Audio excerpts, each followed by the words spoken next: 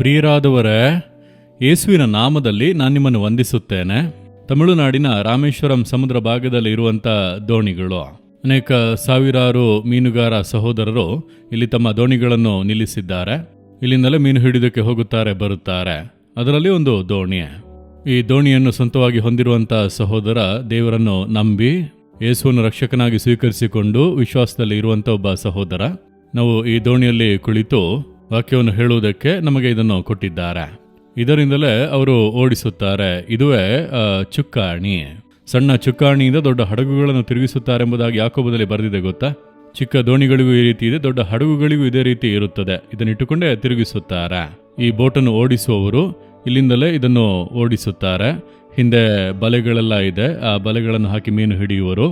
ಇದರ ಕೆಳ ಭಾಗದಲ್ಲಿ ಮೀನನ್ನು ಶೇಖರಿಸುವಂಥ ಸ್ಥಳ ಇದೆ. ಅಲ್ಲಿ ಮಂಜುಗಡ್ಡೆಗಳನ್ನೆಲ್ಲ ಹಾಕಿ ಮೀನನ್ನು ಸಂಗ್ರಹಿಸಿ ಇಡುತ್ತಾರೆ.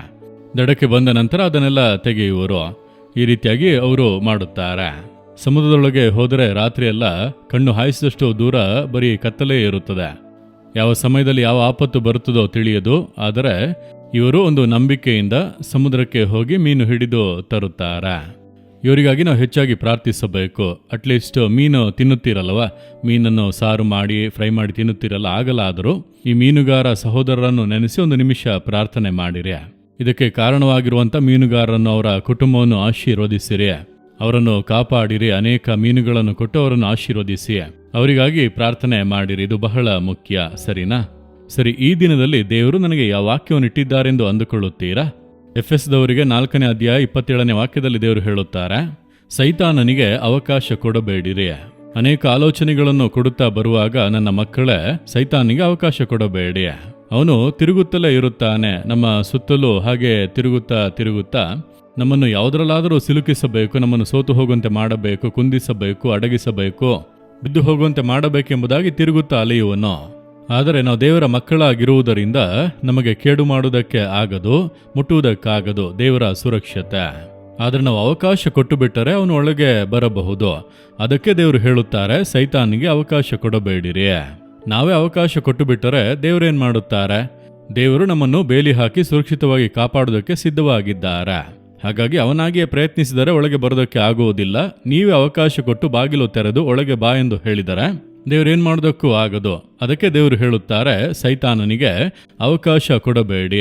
ಸೈತಾನ ಒಳಗೆ ನುಸುಳುವಂಥ ಯಾವುದೇ ಒಂದು ಕಾರ್ಯ, ಒಂದು ಪಾಪ, ತಪ್ಪಾದ ನಂಬಿಕೆ, ಮೂಢ ನಂಬಿಕೆಗಳು, ಈ ರೀತಿ ಸೈತಾನನು ಕಾರ್ಯ ಮಾಡುವ, ಸೈತಾನನು ಒಳಗೆ ಬರುವಂಥ ಯಾವುದೇ ಕಾರ್ಯಕ್ಕೂ ನೀವು ಅವಕಾಶ ಕೊಡಬೇಡಿ. ನೀವೊಂದು ಕಾರ್ಯವನ್ನು ಮಾಡುವಾಗ ಇದು ದೇವರದ ಅಥವಾ ಸೈತಾನದ ಎಂಬುದಾಗಿ ನೋಡಿ ಮಾಡಬೇಕು.